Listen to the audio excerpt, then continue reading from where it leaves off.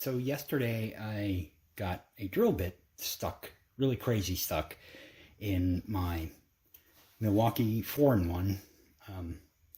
Got stuck in the mandrel, and if I can show you the drill bit, you'll see the reason. I'm sure many of you have seen that, where the drill bit scores and something got stuck in one of the mandrels.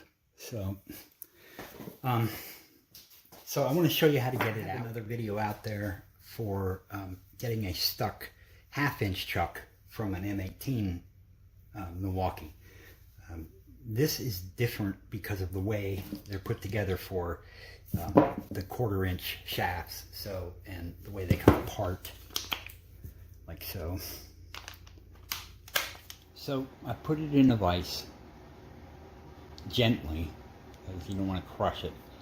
So the first thing we're going to do is, if you see that clip right there, we're going to take that clip off, and it's not a C-clip with the holes in it, so typically there would be a notch here too, so to help you pull it off. So the way I found that works is I'm taking a small blade screwdriver, and then I use my clip pliers and I open it up a little bit until, two ways I guess. You can put one under. See, likes to slip off. Try that again.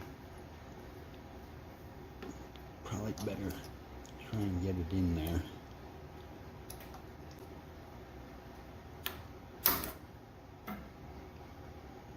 Okay, so now it's held.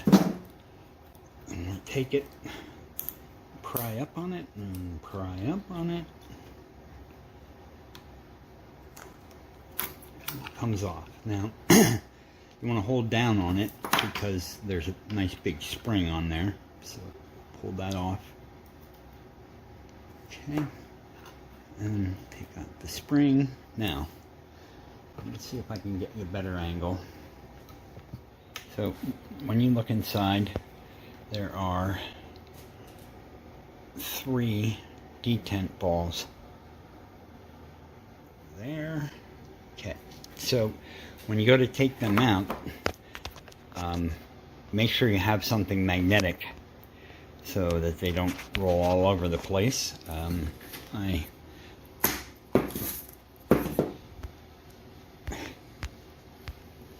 have my little magnetic dish, so do that. So all you have to do is push them from the inside.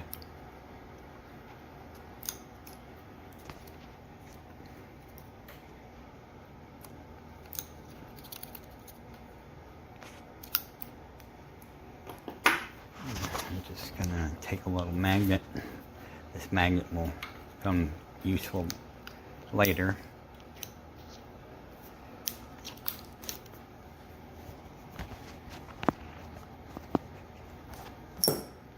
Dish.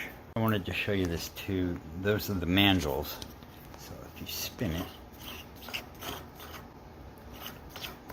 this is how mine was, because it was a pretty large bit. The mandrels were pretty much all the way up. Well, maybe not that much, but you get the idea. So when you do finally get it to move, you're going to be able to see those move. By the way, I wanted to say that this is my second favorite tool because it's the smaller 3/8 drive. It's a little bit more versatile, small, to getting into smaller places, etc. My number one, though, is that guy, the impact wrench. And I did buy a new one because that was my old one, and it stopped working and I needed one, so but I eventually went back and fixed this. Yeah. And it still works great. So now I have 2. And you'd be surprised how useful that is. So this is kind of where you go back to maybe a little tapping if you have to, which is, if it's not stuck that bad, you can get away with that. But this is a 1/4 inch socket, and so what you can do is go inside. It fits the hex, obviously 1/4 inch, and you can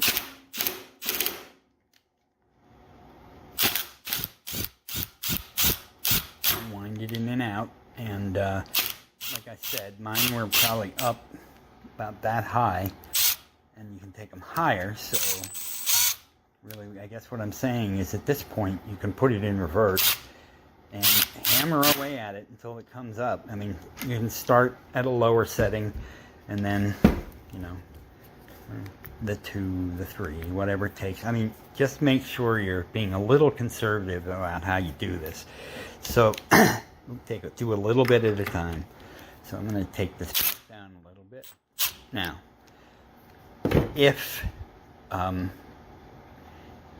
it's still stuck and the drill bit is still in it, you need to get those mandrels retracted. So one way to do that is just give it some light taps with the punch, and then try this to ratchet it out. If that doesn't work, you can always turn it over. Always tap on the mandrels themselves, even if the drill bit is in there. Just give it some taps. And again, I should have mentioned this earlier. You should spray it with WD-40 or PB Blaster, just in case. That will help. But I am confident that once you do those steps, you will get that drill bit out or unseize the mandrels. And when you do, make sure you lube them again, running them in and out, and make sure you clear any metal chips that may be in there. And so now I'll show you putting it back together and some tricks to do that. So the trick to getting the detent balls to stay in there while you're doing everything else is a magnet. Now, I was lucky enough to have this round magnet that fits right over. And the reason that that's lucky is because you have to be able to hold the magnet there while putting this back on.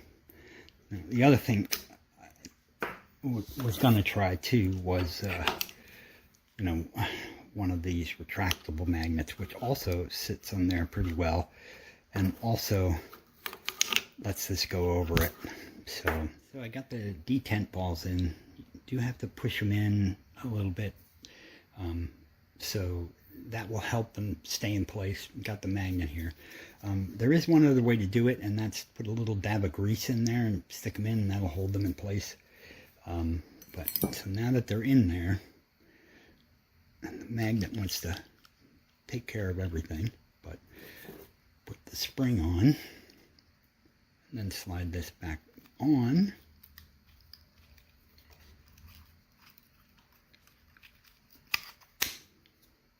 Okay, went down. Then we're going to put the snap ring on.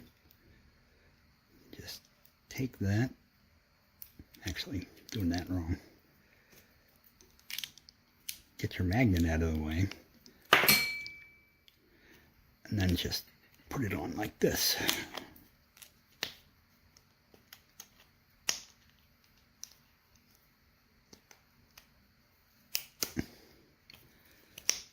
I want to show you that a little better, but it is on.